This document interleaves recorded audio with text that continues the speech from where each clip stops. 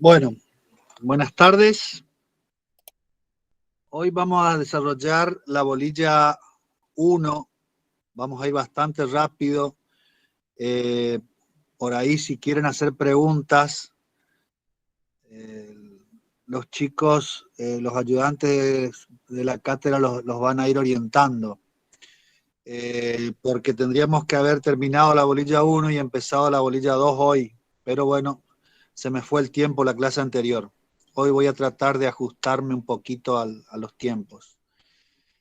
Había quedado claro, o por lo menos lo mencionamos bastante recurrentemente, que la organización política tiene como centro al hombre.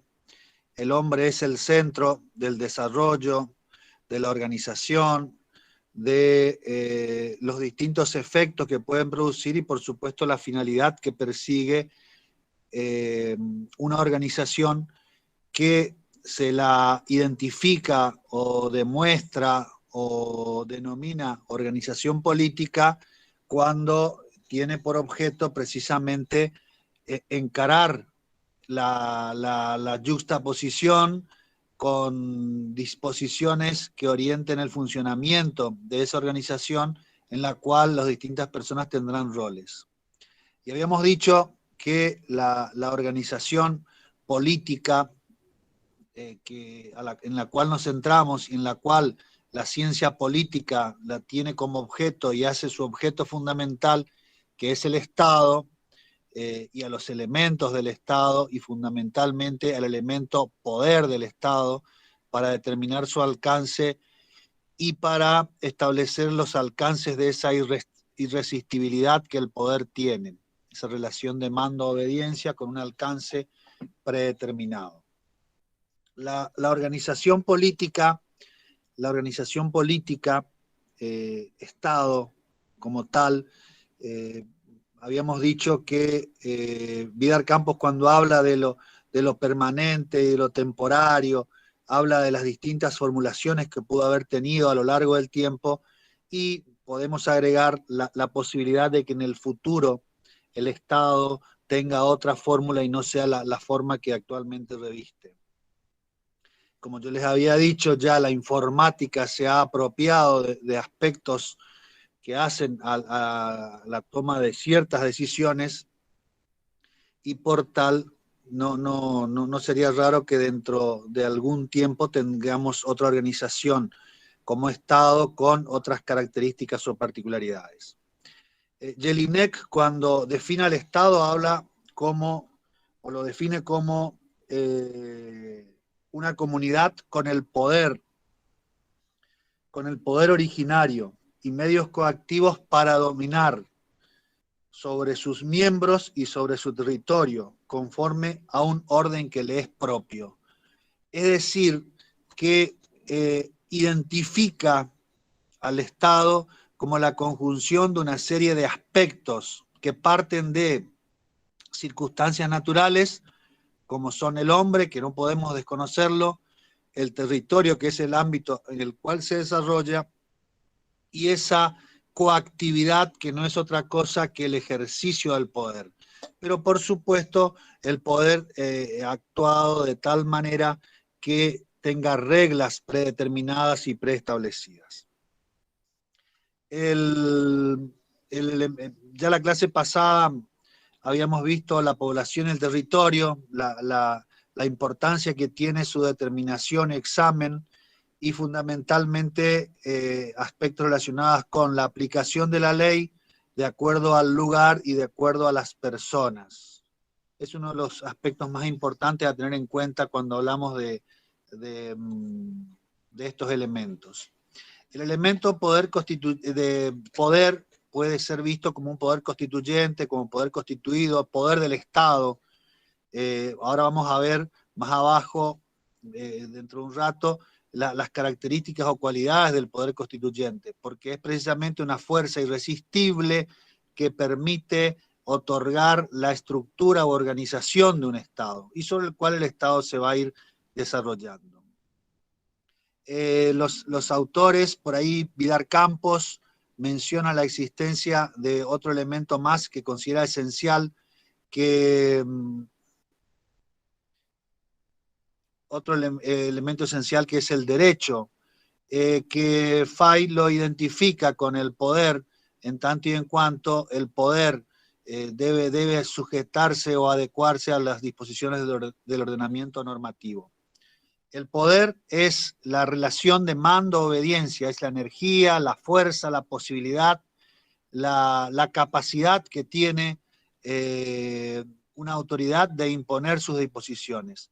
Por supuesto, en el marco de las facultades que le dan el ordenamiento normativo, que puede ser originario o puede ser derivado. Originario en tanto y en cuanto proviene de la primer organización y sobre el cual se sustenta, y el derivado aquel que proviene de las adecuaciones necesarias con motivo de las modificaciones, cambios sociales, políticos, económicos, culturales que determinada organización política, en este caso un Estado, puede tener. Cualquier organización que tenga estos elementos esenciales nos permitirá a nosotros definirla o identificarla como el Estado. Yo había mencionado en la clase anterior la existencia de cualidades o aspectos que hacen al ejercicio del poder y a las cuales mencioné o identifiqué como legitimidad. El poder será o actuará de manera coactiva, eficaz y adecuadamente en tanto y en cuanto tenga el órgano que lo ejerce legitimidad, que es uno de los aspectos que le cualifican, que le dotan de calidad al ejercicio del poder y que lo transforman le dan el alcance necesario a esa relación de mando-obediencia. La legitimidad en dos aspectos o etapas que se pueden aparecer, como son la legitimidad de origen, cuando un órgano ejerce el poder a partir de las normas institucionales que los rigen y sobre las cuales funcionan, y un poder una legitimidad en ejercicio que está dada por el mantenimiento de las normas dispositivas, normativas, a través de las cuales esa autoridad va a ejercer el poder. Por supuesto que una autoridad con legitimidad de origen se puede transformar en una autoridad sin esa legitimidad a partir de violentar los principios esenciales y fundamentales. Pasaría eso, por ejemplo, en nuestro país, si una autoridad es elegida de acuerdo al mecanismo establecido por la Constitución y después resulta que se transforma de un órgano republicano, democrático, con división de poderes, en una situación en la cual la autoridad se autodesigna monarca, con lo cual cambia las estructuras normativas y pierde esa legitimidad de origen y se transforma en una autoridad que posiblemente podamos identificarla como una autoridad de hecho. Hay ejemplos en el derecho comparado, sin ir más lejos, y recientemente tenemos las situaciones de Nicaragua. Nicaragua, en la cual las autoridades han sido elegidas por el voto popular, pero luego se transforma esa posibilidad a partir de la violación de derechos individuales, derechos humanos, y de la imposibilidad de que haya la pluralidad de partidos políticos o de autoridades o de candidatos que puedan ejercer determinada actividad política. Es decir, que pierden la legitimidad de origen con motivo de una modificación de la estructura institucional. Cuando nosotros tenemos o analizamos lo que es el Estado, debemos considerar aspectos relacionados con el Estado como son la justificación, es decir, de dónde proviene el Estado. Por eso es que podemos identificarlo, podemos encontrar su origen a partir de un hecho de convivencia, que son las teorías sociológicas, es decir, que el Estado proviene de la unión entre distintas personas, o un Estado considerado como un fenómeno de dominación en la cual cierto grupo o personas dominan sobre otros. El Estado como una dualidad de gobernantes y gobernados. El Estado como asociación. Hariu, por ejemplo, que habla de del Estado como una institución y le da el carácter, en el derecho francés, que le da el carácter de una incorporación y personificación que antes no tenía, porque esto nos va a reportar a nosotros dos problemas fundamentales, que es la de la personalidad y la consecuencia inmediata, necesaria de cualquier personalidad, que es la responsabilidad de sus actos. Ya voy a explicar esta dualidad de personalidad y responsabilidad.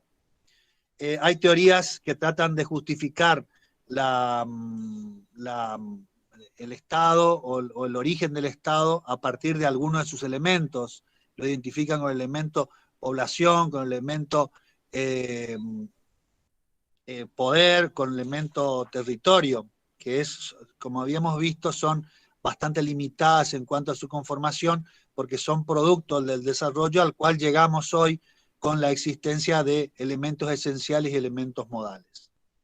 Las teorías deontológicas, que están relacionadas con determinadas finalidades que persigue, que varían según el tiempo, como habíamos dicho.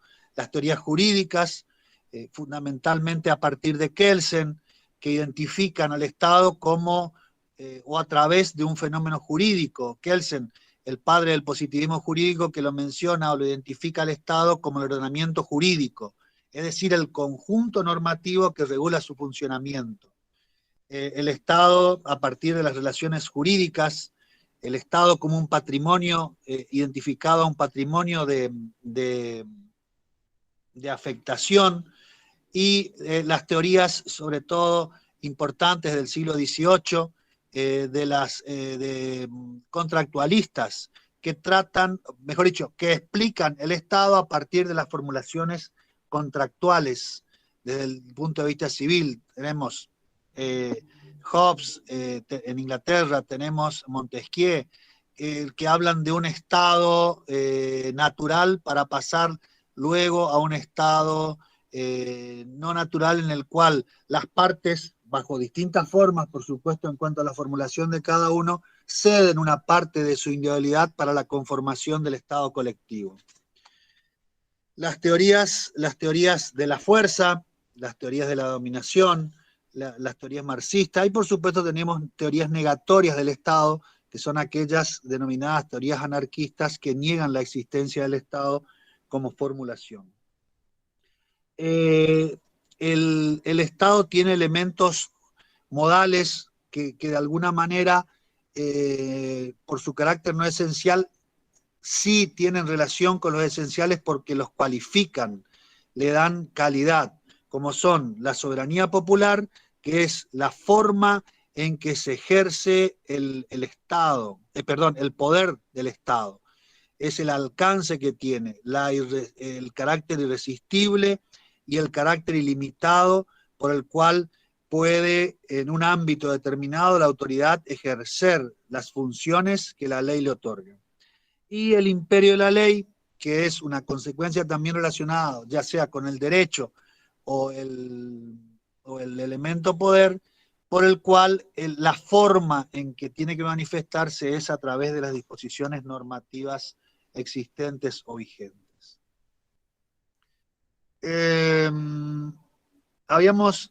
Cuando vimos los fenómenos que conforman el objeto de la ciencia política, vimos las tres grandes preguntas. ¿Quién manda? ¿Cómo manda? ¿Y con qué y para qué manda? Cuando nosotros habíamos visto las dos primeras, las habíamos identificado con lo que es la forma de gobierno y la forma de Estado. Las formas de gobierno son aquellas que determinan quiénes serán las autoridades que van a ejercer las decisiones o tomar las decisiones. Está relacionada con quién ejerce los poderes constituidos, que son aquellos que surgen de una derivación necesaria de los instrumentos que dan origen al Estado. En este caso, y a partir de un proceso de constitucionalismo, la Constitución como el centro o el origen del ejercicio del poder.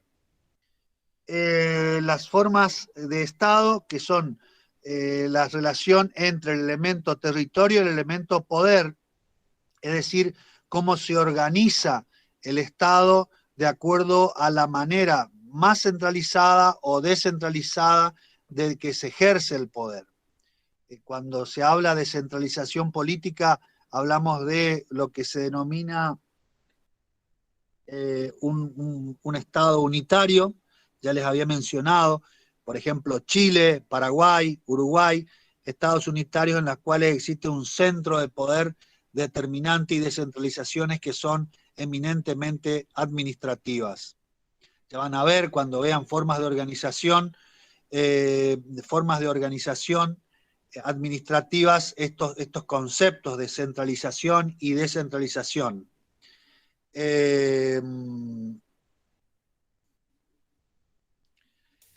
Y en Doctor, cuanto a las...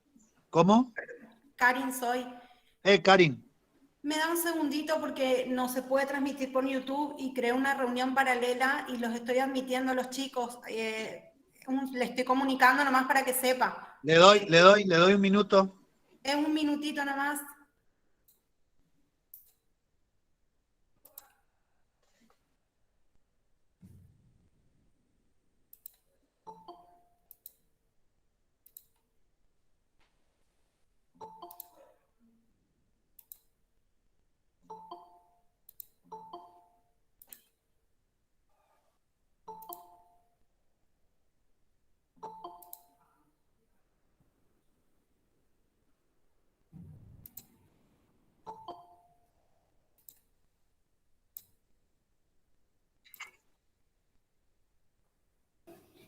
Profe, le pregunto algo.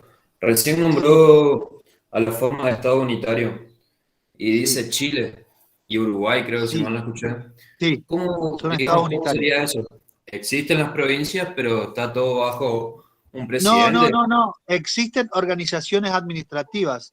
Por ejemplo, Uruguay eh, tiene un sistema en el cual existe un poder político central y existen descentralizaciones administrativas que son los municipios.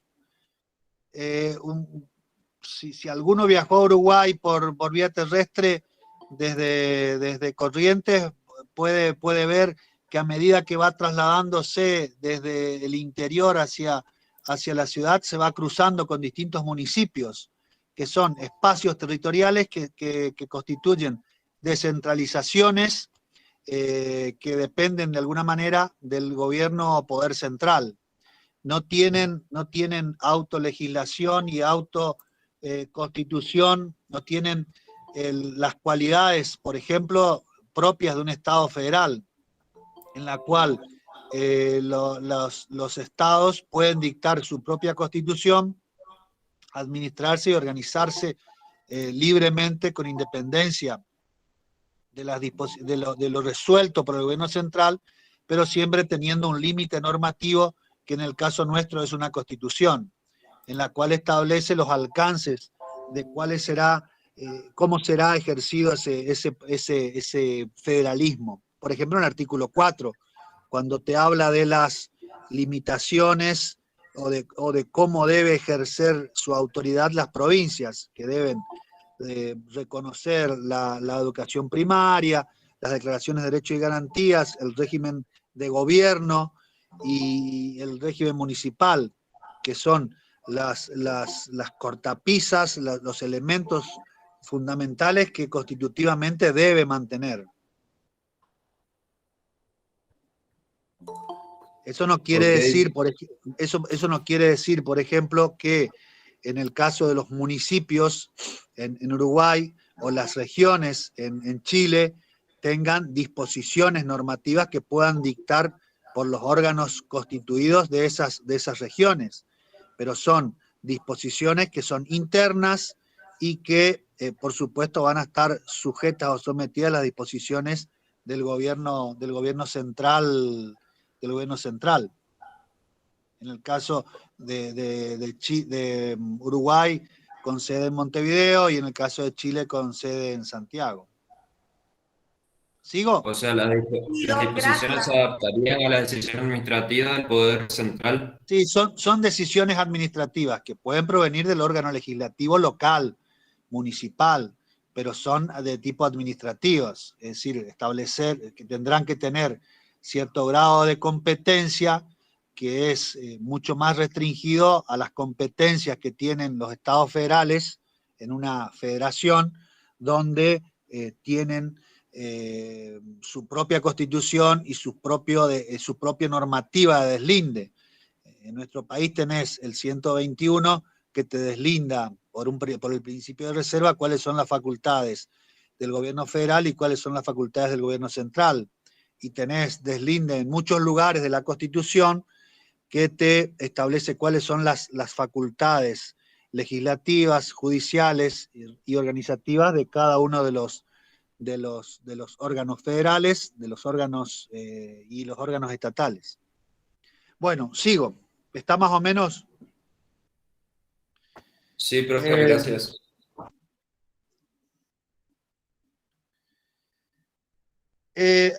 Acá el programa habla de las formas tradicionales, de formas de Estado y formas de gobierno, habla de la monarquía y de la república. La determinación, desde muy antiguo, el problema fue establecer cuál era la mejor forma de gobierno. Y tuvo distintos vaivenes. Se hablaba de la forma de uno, de varios, de algunos.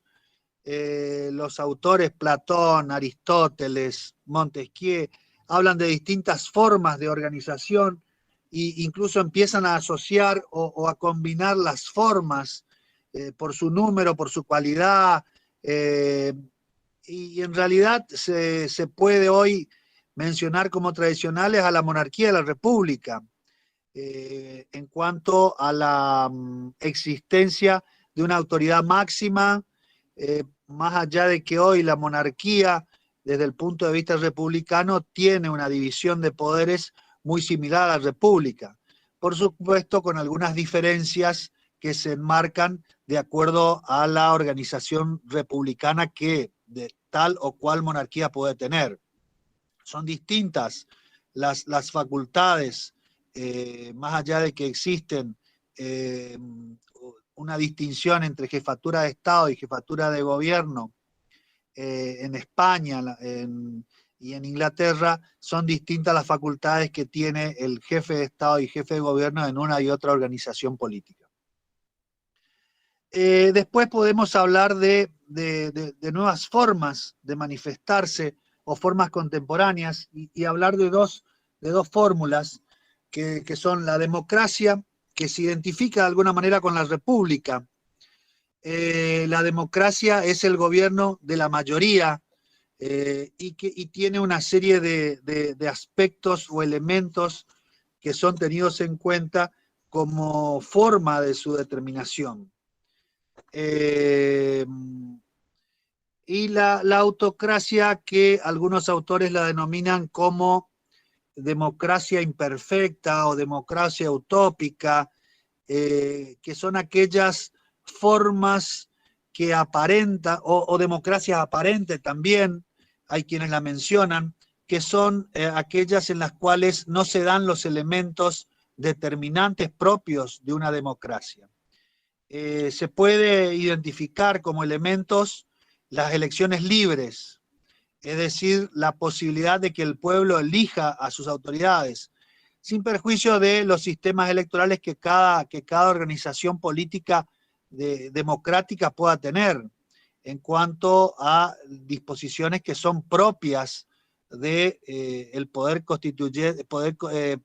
constituido, que son, por ejemplo, las disposiciones de las leyes electorales, que establecen quiénes son las personas habilitadas para ejercer el sufragio. Van a variarse de acuerdo al tipo de democracia, pero no afecta el sistema o el aspecto de elección libre, que puede ser facultativa o obligatoria.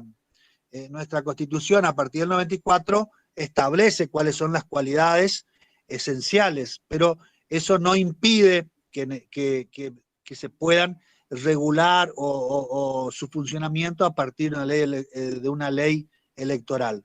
Tengan presente que los derechos políticos también, por más que sean constitucionales, son relativos. Artículo 14. las leyes, todos los habitantes gozan de las leyes, de los siguientes derechos según las leyes que reglamentan su ejercicio. Es su carácter relativo, artículo 14, la primera parte del 14. Pluripartidismo, esto es que exista distinta oferta electoral. En nuestro país existen muchos partidos, hay otras democracias en las cuales existen dos partidos, por ejemplo, Estados Unidos, demócratas y republicanos, y es una verdadera democracia, con algunos chisporroteos institucionales, como los ocurridos en noviembre del año pasado, pero democracias al fin. El respeto a las minorías, esto se ensancha hoy en algunas organizaciones políticas, por ejemplo, en nuestro país, pues a partir del 94 tienen jerarquía constitucional determinadas normas o tratados que posibilitan o amplían el espectro de personas con la posibilidad de ejercer derechos políticos. La existencia de libertad, cuando se habla de libertad en el mayor de los sentidos, el sentido más amplio, que es la posibilidad de elegir entre distintas alternativas, y se trasluce en aspectos como las libertades civiles, las libertades políticas, las libertades culturales, religiosas, que son alguna forma de manifestarse. La igualdad ante la ley, un principio medular de nuestra organización política, que está relacionado también en el marco de la relatividad de los derechos, del carácter relativo de los derechos, con una igualdad particular, que es la de igual tratamiento a quienes se encuentran en situaciones similares. Respeto a los derechos humanos, hoy también tenemos tenemos normativa convencional que complementa a las normas locales, y tenemos disposiciones de órganos internacionales, por ejemplo la Corte Interamericana de Justicia, que emite o dicta resoluciones que tienen trascendencia, incluso en algunos casos, por sobre las disposiciones de la Corte Suprema de Justicia, más allá de la discusión que nos podamos mantener, la existencia del principio de reserva, expuesto brillantemente por Rosati, miembro de la Corte Suprema de Justicia, sobre todo tiene obras escritas, publicaciones doctrinarias, y su voto en el caso Perfil es demostrativo de este posicionamiento. La democracia interna de los partidos, es decir, no solamente la posibilidad que exista pluripartidismo, sino que los partidos puedan depurarse por mecanismos naturales de tipo electoral. De hecho, las PASO de alguna manera son hoy una forma, primarias simultáneas y abiertas, son una forma de depuración que permite el cumplimiento de esta máxima que es la de democracia interna de los partidos. Y por supuesto la división de poderes.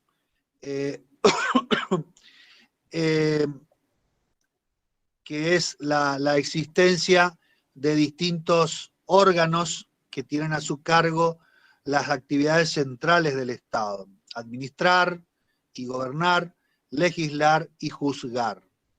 Por supuesto, cuando veamos la bolilla 9, 10, vamos a ver cuáles son las funciones del Estado y vamos a ver cómo, más allá de las funciones esenciales de cada uno de los poderes, también tienen actividades relacionadas o inherentes a otros poderes. Por ejemplo, el Poder Legislativo no solamente legisla, sino también cumple actividad administrativa cuando tiene un régimen sancionatorio respecto a sus empleados, un sistema de contratación y distintos sistemas inherentes a su funcionamiento, que están imbuidos del derecho administrativo para su perfeccionamiento. Las formas de gobierno autocráticas o democracias imperfectas carecen de algunos de estos elementos, y tenemos ejemplos. Yo recién le daba el ejemplo de Nicaragua, les doy el ejemplo de Venezuela, que más allá de que tengan elecciones, no son libres porque tienen aspectos negativos en cuanto a sus formulaciones. La Alemania nazi, la Italia fascista, la Unión de Repúblicas Socialistas, España en la época de Franco, se pueden considerar dentro del marco de estas autocracias. Es decir, organizaciones que en apariencia tienen una organización democrática, pero que en la realidad carecen de algunos de los elementos que yo le he planteado.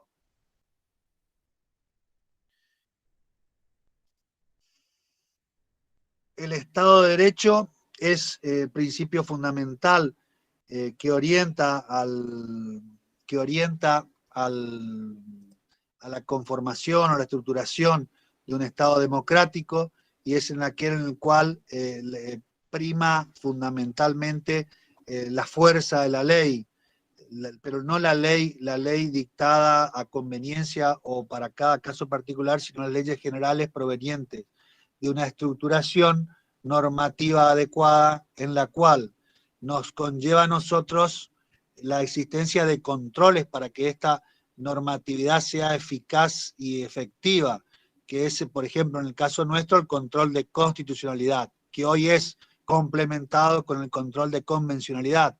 Acuérdense que el artículo 75, inciso 22, ha ampliado el espectro normativo y nos da a nosotros una serie de disposiciones convencionales a las cuales el juez, como encargado de controlar que todo el sistema se adecue a la Constitución, también se transforma en un juez convencional. Y de hecho la Corte Suprema es el órgano máximo encargado de controlar esta doble asimetría que hoy debe existir para la aplicación de la normativa. Es decir, que en el marco de esta organización política democrática existen distintos poderes con distintas funciones, pero se equilibran entre sí. Por ejemplo, a tal punto que en el caso que el presidente no cumpla la ley, porque hace una fiesta cuando está prohibido hacer una fiesta, tiene la posibilidad de ser juzgado a través de un procedimiento específico que se ejerce en el ámbito del Congreso, que es el juicio político, que está habilitado cuando, por dos circunstancias, por delitos cometidos en el ejercicio de sus funciones o por mal desempeño, encuadrando posiblemente esta situación en una causal de juicio político. Por supuesto que es una medida extrema, que es una medida que tienen otras organizaciones políticas, como por ejemplo Brasil, el impeachment, por el cual se ha destituido a un presidente o a dos presidentes, Collor de Mello y Dilma Rousseff. En Estados Unidos, este procedimiento también, que es una forma de juicio político, se ha seguido adelante con respecto al presidente Trump, pero no tuvo el efecto que pretendían quienes los impulsaban. Es decir, esto es el equilibrio propio de una organización democrática, el control de los poderes. Si no me dejan entrar a Corrientes, si no me dejan entrar a Formosa, tengo la posibilidad de que un órgano judicial, por una norma o por una disposición o por un decreto de necesidad de urgencia, tengo la posibilidad de acceder a la autoridad judicial para que me habilite mi ingreso a Formosa, a Corrientes o cualquier parte del país, en tanto y en cuanto no existen aduanas interiores, que no me cobren para ingresar a otra provincia, porque no existen aduanas interiores, que no es otra cosa que un derrotero de distintas resoluciones que dictó la Corte en este periodo de emergencia, en el cual ha habilitado los derechos de una persona con respecto a lugares en los cuales no habita, pero son parte del país.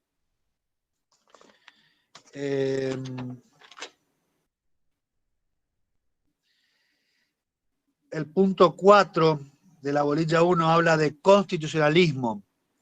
El constitucionalismo es un proceso político, institucional, a partir del cual se analiza o examina el Estado con motivo de la existencia de una constitución escrita en la cual existe una determinación de los derechos y existe la determinación de la organización política a través de este instrumento en el cual se establecen las limitaciones inherentes a las personas. Es decir, es el proceso por el cual el instrumento base sobre el cual se sustenta la organización política es la Constitución. El constitucionalismo clásico tenía o se orientaba en el reconocimiento de los derechos individuales básicos. Hoy se habla de derechos fundamentales, porque de alguna manera tenemos el arrastre o la imposición de las disposiciones convencionales que son ley suprema o que tienen jerarquía constitucional, 75, inciso 22. El constitucionalismo clásico tiene por objeto al individuo en su relación con los demás individuos, protege en cuanto a su individualidad. Los derechos fundamentales están dados por el resguardo de la individualidad, de la propiedad. Este constitucionalismo además tiene una restricción o límites a los poderes del Estado, dotando al individuo de aspectos que pueden protegerse contra los poderes del Estado y contra los poderes o actos de otras personas o otros individuos que conforman parte de la misma comunidad. Hacia las reformas, las constituciones de 1917 y 1919 de Weimar y de México nos ponen nosotros en la antesala de un nuevo periodo del constitucionalismo clásico, del constitucionalismo que es el constitucionalismo social, que es aquel en el cual la organización ya no pasa solamente por el individuo como centro, sino que pasa más allá por el reconocimiento de derechos constitucionales superiores relacionados con la actividad económica, con la actividad laboral del individuo. De hecho, la Constitución de 1949 nos ha introducido en ese proceso, que por supuesto después de derogada en el 55 y reinstaurada la Constitución de 1853, nos introduce nuevamente con la reforma del 57, con la introducción del artículo 14 bis en cuanto a los derechos del trabajador individuales y colectivos y a los reconocimientos de las jubilaciones, de los servicios sociales y de la protección de la vivienda como elementos que hacen a la protección individual, no desde el punto de vista de la libertad, sino desde el punto de vista de su ubicación o inserción en una comunidad socialmente organizada. Torricelli habla de una tercera etapa y está de alguna manera, que no, él lo dice, no está simplificado, determinada por un periodo o momento específico, sino que surge con motivo de la incorporación, entre otros, de determinados institutos de la Constitución. En el 94 se elevaron a nivel constitucional determinadas instituciones o organizaciones, como son el Defensor del Pueblo, el Ministerio Público o las auditorías. Y yo le incorporaría de alguna manera la constitucionalización de determinados tratados en el marco del artículo 75, inciso 22, en tanto y en cuanto elevan, además de resolver la reforma del 94, en la primera parte del 75, inciso 22, esta dualidad entre ley y tratados, cuál era superior o cuál era inferior desde el punto de vista jerárquico, el dualismo o el monismo en cuanto a teoría que encargada de receptar una u otra formulación, nos eleva o nos ubica a los tratados internacionales, a determinados tratados, en una etapa superior. Creo que es una etapa del constitucionalismo que viene a modificarse, que estaría más o menos encuadrada en lo que Torricelli habla de una tercera etapa de constitucionalismo. Constitucionalismo clásico, constitucionalismo social, y esta tercera etapa que es la inclusión de órganos a nivel constitucional y la existencia de tratados con jerarquía constitucional.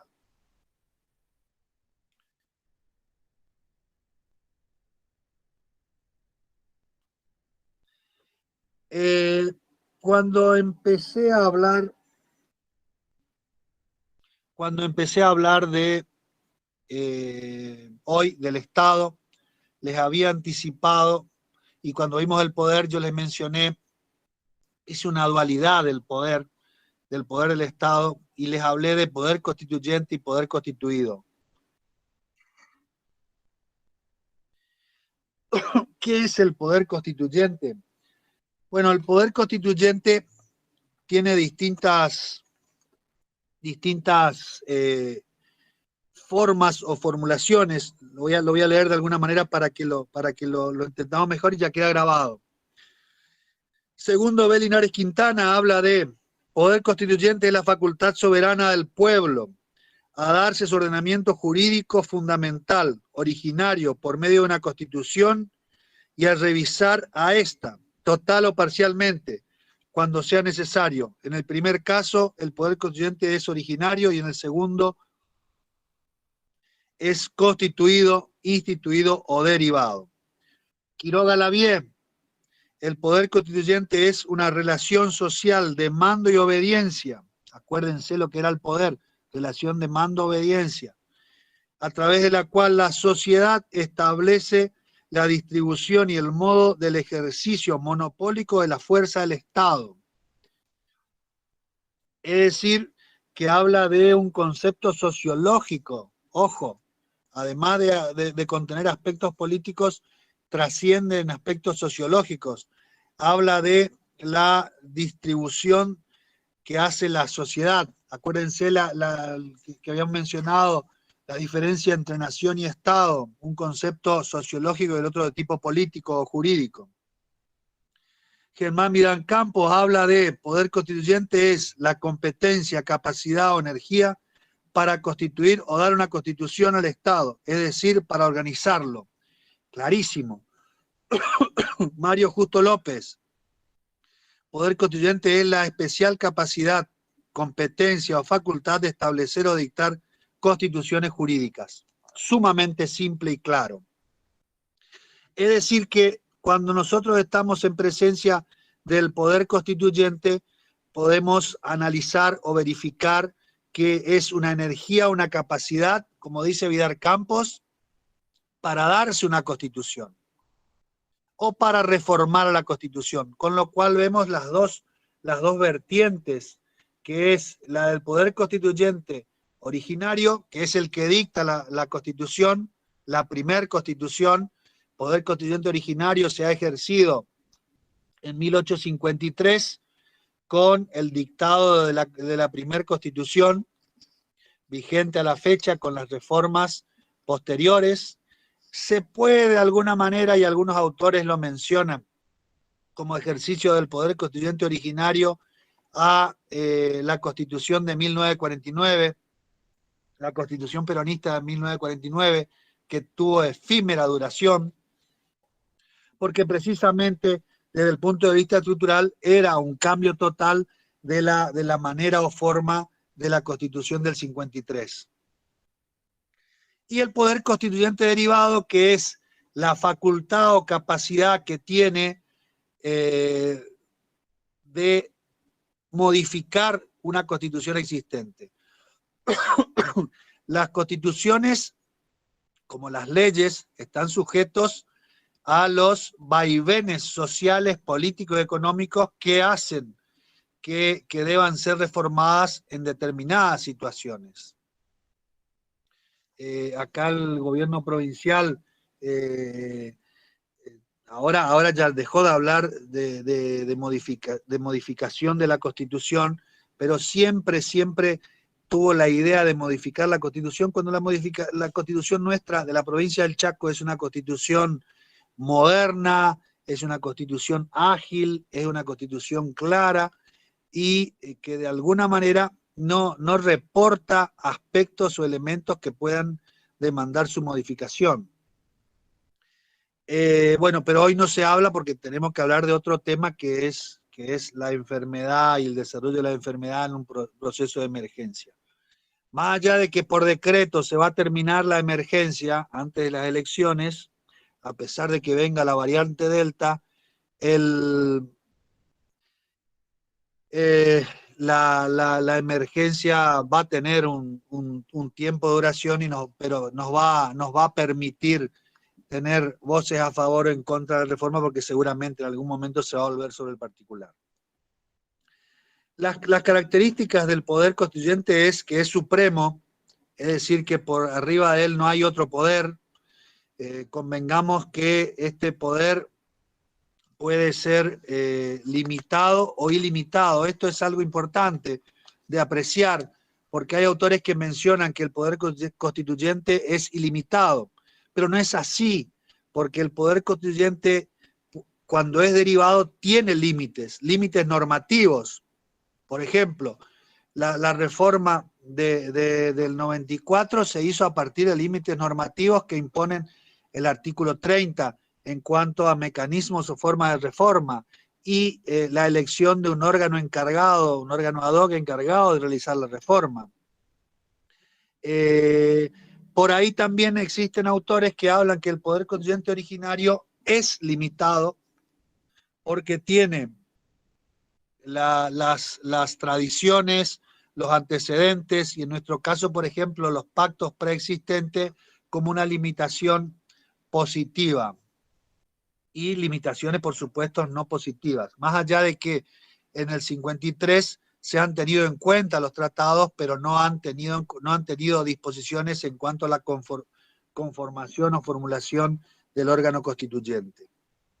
Es extraordinario en tanto y en cuanto no se ejerce bajo un órgano normal, habitual, no tiene una formulación determinada en el tiempo, sino que cuando las condiciones así lo requieren se podrá ejercer. En este marco de extraordinario puede ser la diferencia de que existe un órgano específico encargado de su realización. Estas filminas se encuentran en el aula, sí, todas las filminas que están viendo se encuentran en el aula, la pueden ver ahí. Entonces, el carácter extraordinario del poder constituyente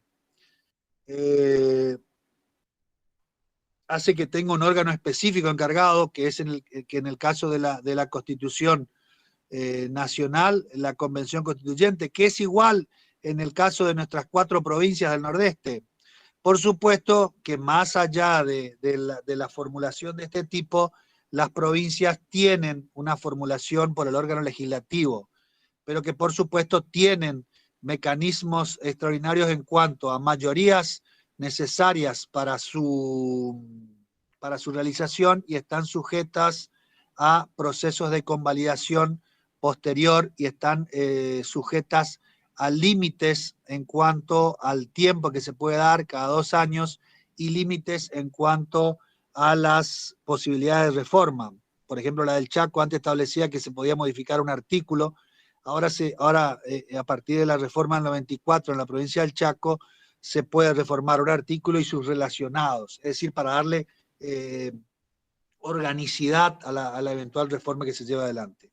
Es soberana porque el titular es el pueblo y es el pueblo quien se encarga de ejercerlo, por supuesto, a través de sus representantes elegidos por voto popular.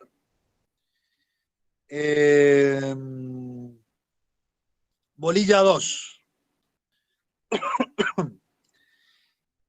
Habíamos dicho, siguiendo a Vidar Campos, que la ciencia política tiene como objeto la comprensión del estado de la organización política, del desarrollo del poder, los alcances del poder, los límites que va a tener el poder, las formas de ejercer el poder. Y habíamos dicho que si nos ponemos a hacer axiología, nos vamos de la ciencia política para incurrir en otro ámbito del derecho, como puede ser la filosofía política. Pero cuando este fenómeno político se juridiza, dice Vidal Campos, estamos en presencia de lo que se denomina el derecho constitucional. El derecho constitucional es una rama del derecho público que tiene por objeto, bueno, ahí está la filmina, que tiene por objeto la organización normativa del Estado, con la determinación de los derechos individuales y de la estructura u órganos que van a encargarse de ejercer la actividad del Estado.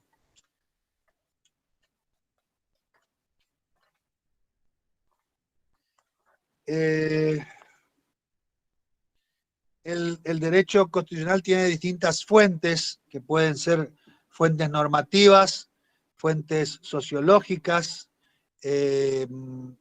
Acá en el punto 2 hay un trabajito mío que no sé si estará en la facultad, lo escribí hace mucho tiempo, que habla de los principios políticos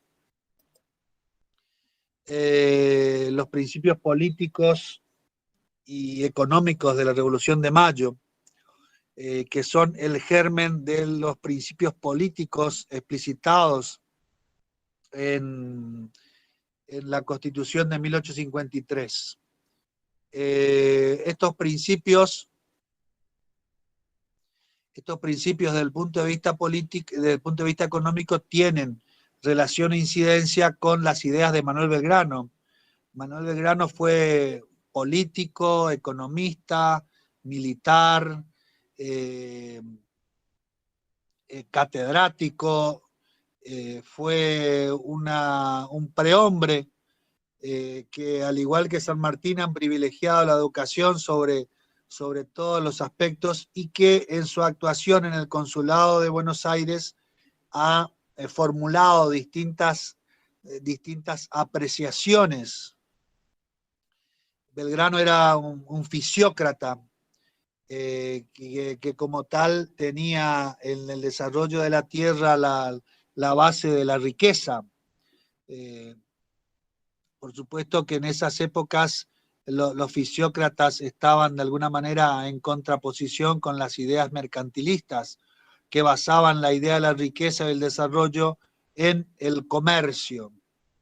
La actuación de Belgrano ha sido sumamente importante y sobre todo ha tenido relación con las desviaciones propias del comercio y las formulaciones económicas mantenidas por España en la época colonial, en la existencia de distintas fórmulas de desarrollo, formas monopólicas en el caso de España, y que en el caso de la modificación o el cambio que esto se vio fundamentalmente con la casa de los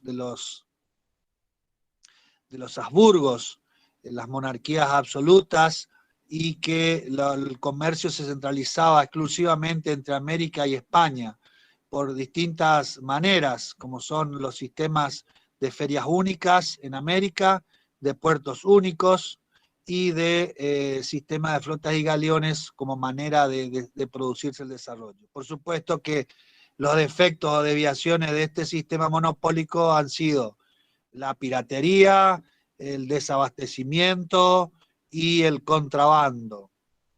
Por supuesto, con el advenimiento de los Borbones en España, las ideas monopólicas fueron dando de alguna manera modificación a las formas económicas del libre cambio, que por supuesto que no se ven como una liberalidad absoluta, pero sí por el sistema, ha sido muy importante el sistema de permisos, que era el sistema por el cual España autorizaba a determinadas potencias a comerciar con los territorios españoles en América.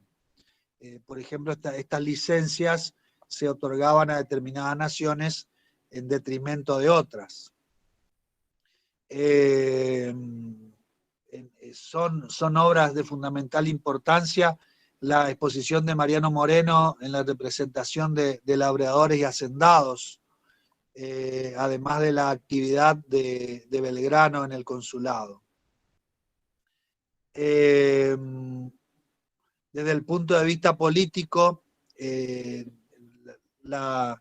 derrocamiento o la toma de Napoleón de España ha impedido el desarrollo político del rey y de tal forma se vio interrumpida su vinculación con los dominios de América. La existencia de un acuerdo entre el rey y el pueblo ha hecho que de alguna manera se rompa ese vínculo y por tal, en el 22 de mayo de 1810 se expone la teoría de la reversión del poder.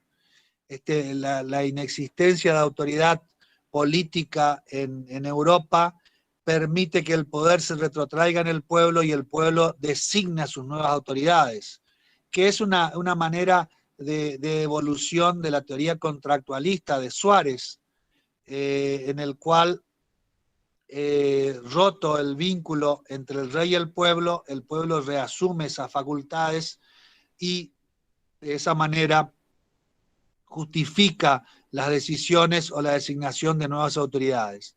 Ese es el principio inicial de la justificación del primer gobierno patrio del 25 de mayo y que surge como consecuencia de las exposiciones realizadas el 22 de mayo. Esta formulación tiene la particularidad de que es complementada por otro principio expuesto por Paso, porque si bien las autoridades encontraban justificación en esta decisión o en esta reversión del poder, lo que sucedía era que no estaban representados en el gobierno o en el posible gobierno todos los territorios de América, sino que estaban representados determinados territorios. Entonces se justificó también, complementando esta teoría de la reversión del poder, la teoría del negocio gestor expuesta por Paso, a través de la cual se consideraba que las autoridades que iban a participar en el primer gobierno patrio actúan en representación de toda América y por tal luego debían ser convocadas las nuevas autoridades. Esta teoría, así tal cual fue, ha hecho que después de conformado el primer gobierno patrio, en la Junta de Gobierno, se amplió con la incorporación de delegados del interior en la Junta Grande, que fue posterior con motivo de la convocatoria que ha realizado el primer gobierno patrio. Desde el punto de vista político encontramos una serie de disposiciones que no son precisamente dictadas el 25, sino que el reglamento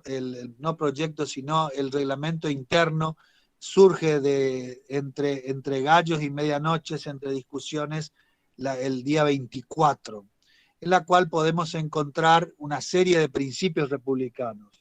Tenemos el principio de la división de poderes, en virtud del cual aparece una división de poderes que no es tan nítida con la nueva Junta y el Cabildo como órgano ejecutivo y órgano legislativo, y se mantenía el órgano judicial, la Real Audiencia, como encargado de realizar estas tareas. Por supuesto que existían limitaciones a partir de la existencia de la desigualdad que existía entre los habitantes de las colonias americanas. la existencia de los nativos y la existencia de españoles que tenían jerarquía o situación diferente. Así, por ejemplo, el artículo 2 establece que esta Junta recibirá in solidum toda la autoridad del gobierno de las provincias, siendo de su conocimiento todos los asuntos que por las leyes y ordenanzas posteriores pertenecen al presidente o al gobernador intendente, pero con entera subordinación a la Junta Superior. Es decir, que aparece entremezclado las facultades ejecutivas, legislativas, y todo en un mismo órgano que será centralizado en la Junta. Después vinieron la Junta Grande, vinieron el triunvirato, el directorio, pero nunca tuvimos una identidad en cuanto a la organización, a diferencia de los dominios ingleses en América, en las cuales sí existían una organización política con autoridad determinada que fundamentalmente tenían facultades de dictar sus normas. El poder legislativo fue fundamental para ello. Y tenían también leyes propias. La normativa española en América era trasplantada, es decir, nos mandaban de España y se trasplantaba acá disposiciones que no sabíamos cómo iban a funcionar. En cambio, las autoridades constituidas en los dominios ingleses en América tenían su propia legislación, su propia normativa. De hecho, la propia normativa que dictaron fue la que le originaron los problemas políticos que desencadenan la independencia de Estados Unidos en 1776. Y por supuesto tenían un régimen electoral, es decir, un mecanismo o forma de elegir a sus autoridades, cosa que no existía en el caso de los dominios españoles. Esto lo explica muy bien Alexis de Tocqueville en su obra La democracia en América, se las recomiendo. Es un poquito grande el libro, pero es interesante, con análisis sociológicos y políticos de suma importancia. El reglamento provisional o el reglamento del 24 reconoce la periodicidad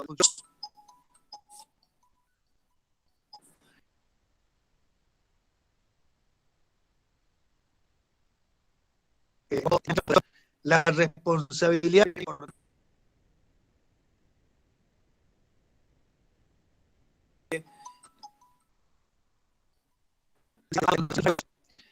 que era en cuanto establecía que los funcionarios que faltasen a sus funciones, a sus deberes, le correspondería su deposición por causa bastante injustificada. Fíjense ustedes qué importante. Esta responsabilidad en realidad no era otra cosa que mantener una forma de controlar por parte del Cabildo que se asimilaba a la facultad de remover y designar a los miembros de la Junta. Publicidad de los actos de gobierno. Se establecía que la Junta debía publicar el primer día de cada mes las funciones, un estado de la razón de la administración de la Real Audiencia. Es decir, fíjense que mantienen los criterios o los nombres propios de la época del virreinato y de la existencia de Fernando. Artículo 8 del reglamento del 25. Las libertades individuales. Se busca de alguna manera acentuar las libertades de la comunidad y de alguna manera ir buscando la asimilación de los criollos con los españoles.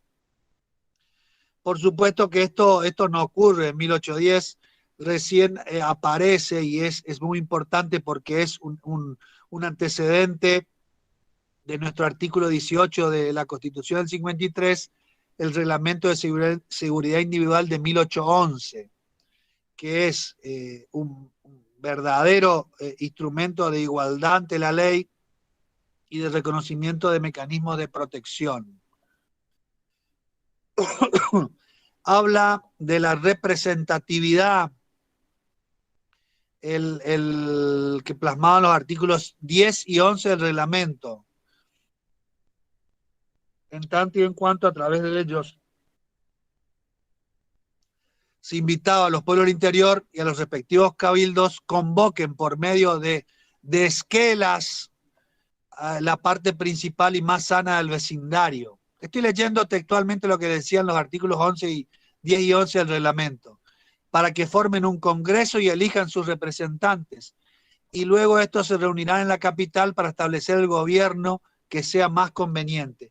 Es decir, fíjense ustedes cómo habla de la representatividad a partir de una intervención indirecta, es decir, que se busque la parte principal y más sana del vecindario para que entre ellos elijan a quienes van a representar, y de alguna manera parece esbozado el federalismo, porque al órgano local que proviene de una elección bastante rudimentaria, si tenemos en cuenta el sufragio actual o las formas de elección actual, a una participación en órganos del gobierno superior con asiento en la capital.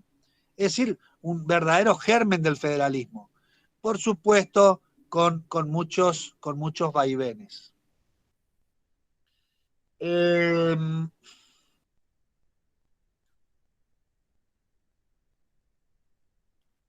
Las fuentes del derecho constitucional, las fuentes pueden ser normativas.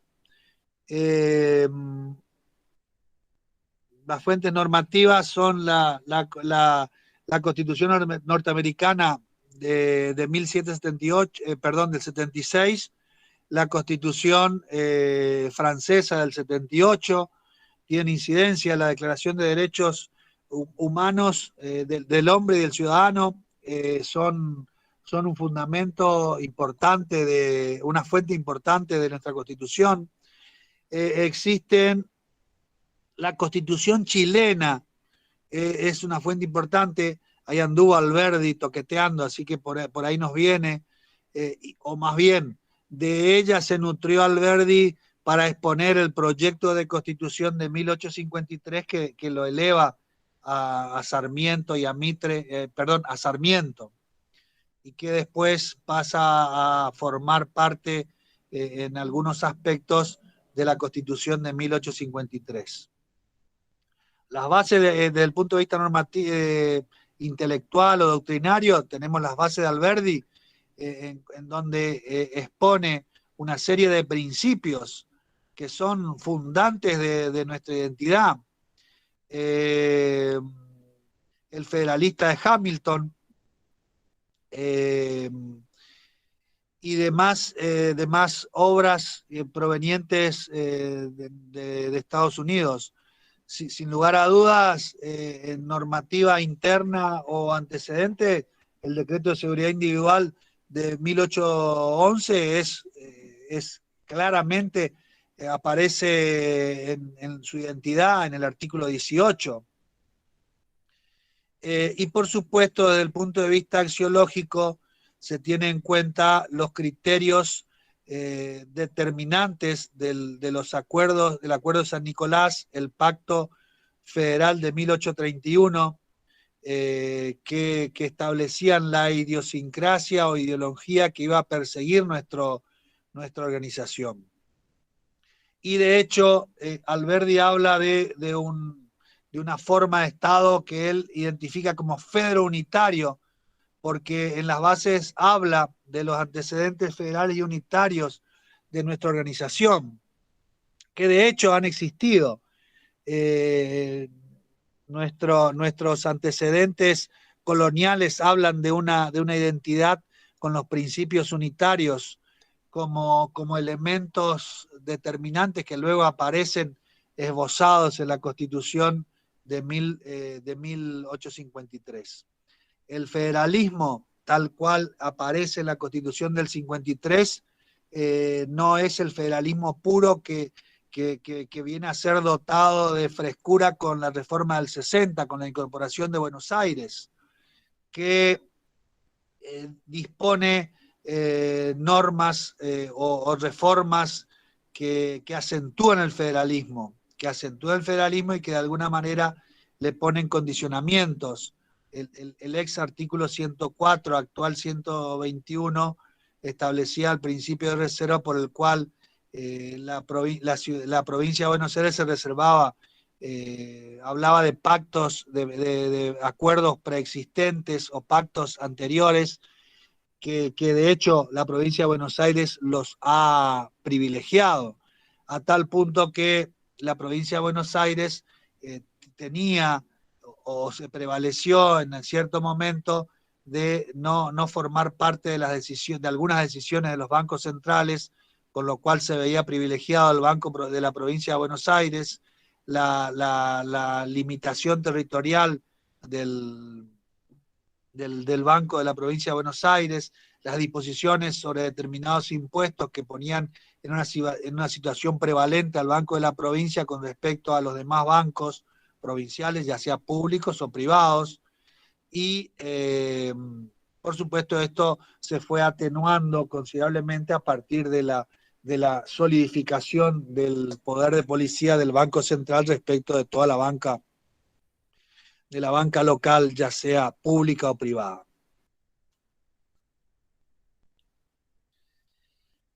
Las constituciones, la Constitución podemos conceptualizarlo como un instrumento que estructura la organización política de un Estado a partir del reconocimiento de derechos individuales, mecanismos de protección de los derechos individuales, a los cuales denominamos garantías, y limitaciones al poder del Estado.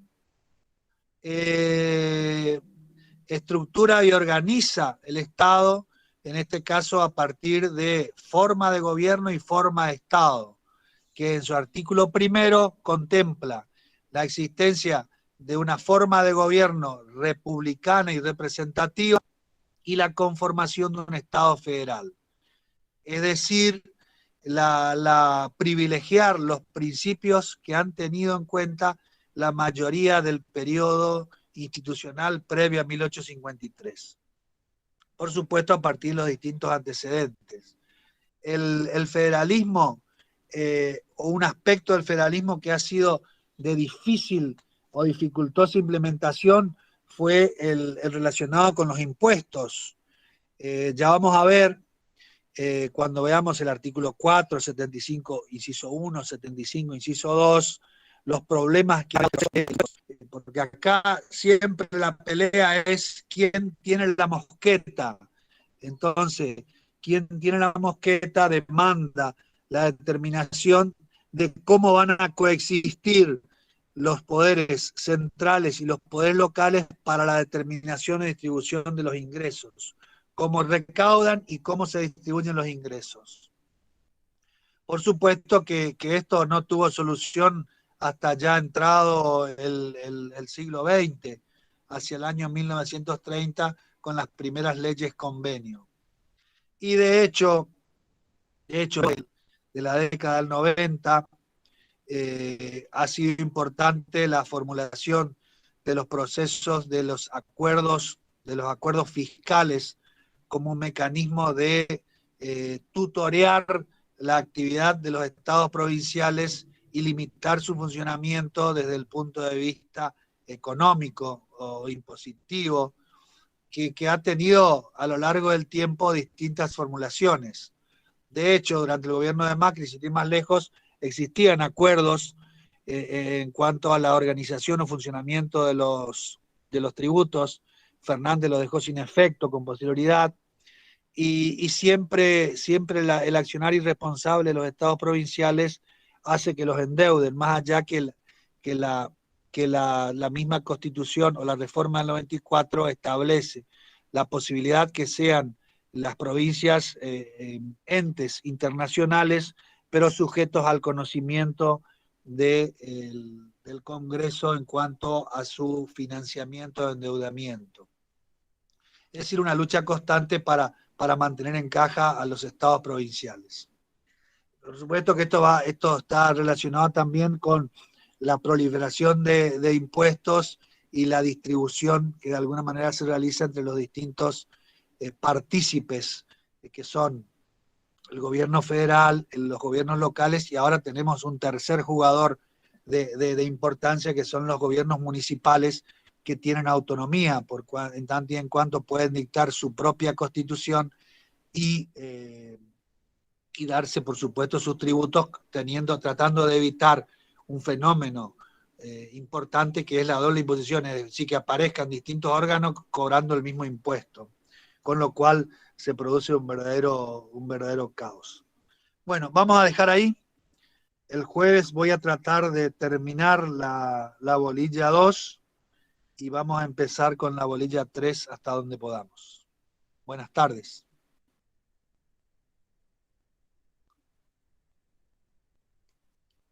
Marcelo, ¿estás?